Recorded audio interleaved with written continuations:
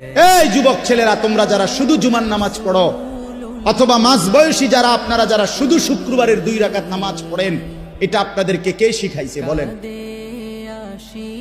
কার থেকে আপনারা এটা নিলেন?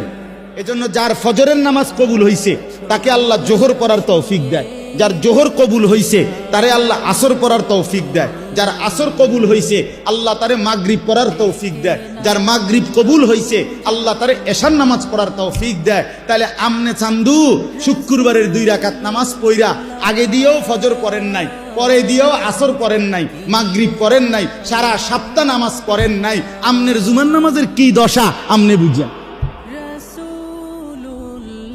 হ্যাঁ, কে বলছে বলেন? কোন আলেমে দিন কোনদিন আপনাদেরকে বলছে যে এক মুসলমানের জন্য নামাজ শুধু শুক্রবারে?